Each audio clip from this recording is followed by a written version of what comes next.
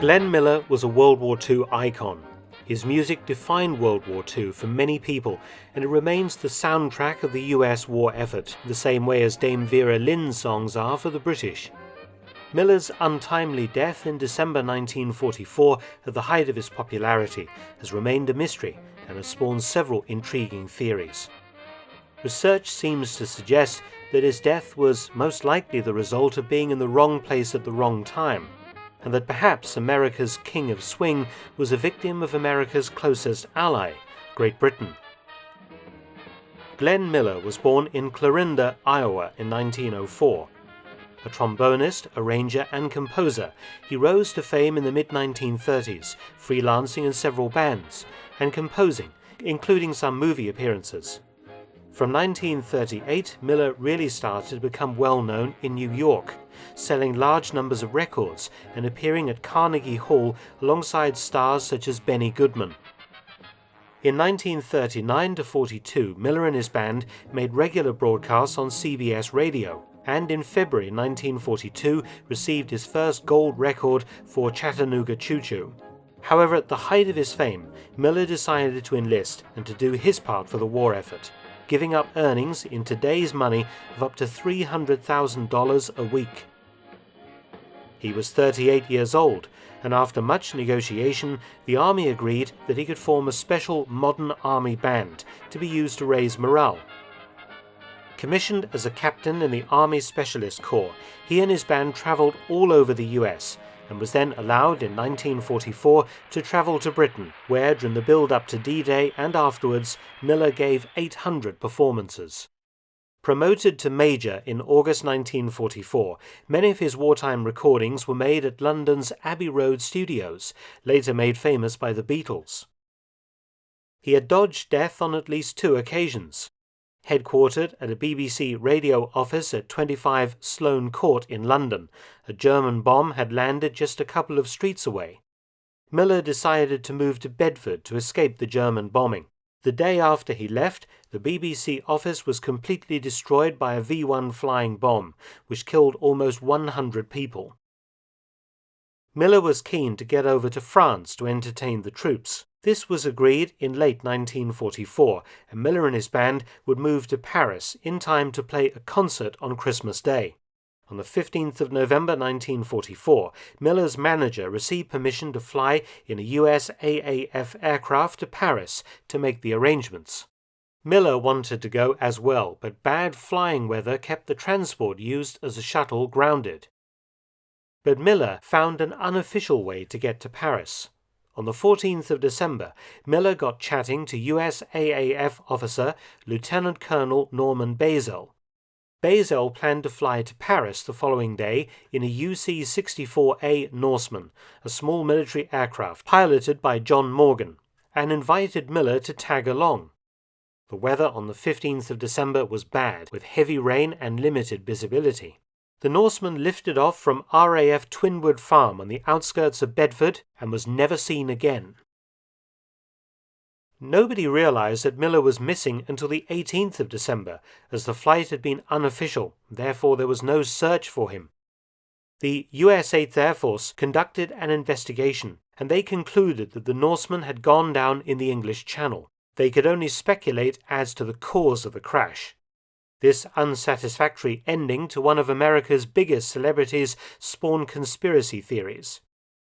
One says that Miller had actually died of a heart attack in a Paris brothel, and the plane story was part of an official cover-up to protect Miller's reputation and protect public morale. Another was that Miller was actually working for the OSS, what would become the CIA, and was captured and killed by the Germans.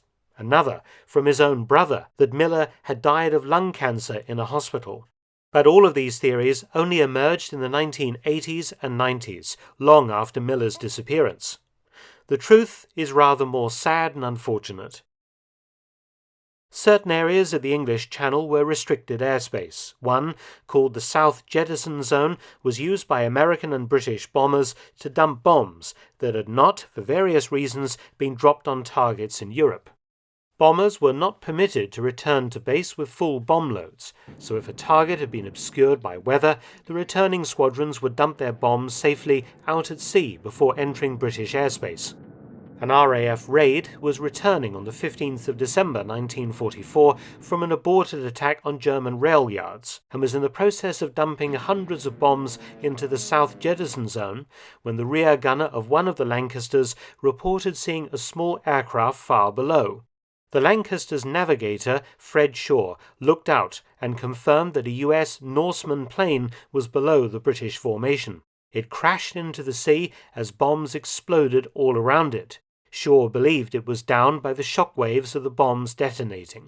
Both crewmen reported this sighting to pilot Victor Gregory, who didn't see the US plane but had no reason to doubt his men. It seemed likely that Miller's plane had crossed into the South Jettison Zone, perhaps by accident, and Miller and the others aboard were killed by British Lancasters. Obviously, such an event would have been suppressed at the time in the interests of morale, fueling outlandish conspiracy theories later on. However, this convincing theory has also been challenged. A 7-year investigation authorized by the Glenn Miller estate found time discrepancies between the Norseman's progress and that of the returning Lancasters that suggested that Miller's aircraft could not have crossed paths with the British bombers. The RAF was seemingly off the hook for Miller's death. The study instead focused on the Norseman aircraft itself, which had maintenance issues, particularly carburetor problems. The study concluded that the Norseman most likely crashed due to mechanical failure and/or wing icing.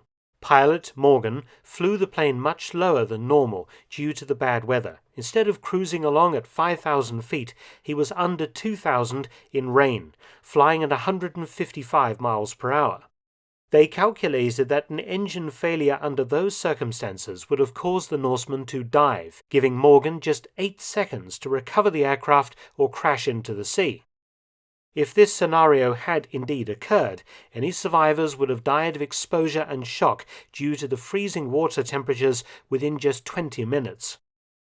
So Glenn Miller's death, at the age of only 40, is reduced to 2 plausible scenarios: killed by the RAF in a friendly fire incident, or killed due to a failure of the plane he was travelling in. But in 2019, the BBC reported that a fisherman had snagged his nets on a plane wreck off the Dorset coast in 1987, 30 miles south of Portland Bill.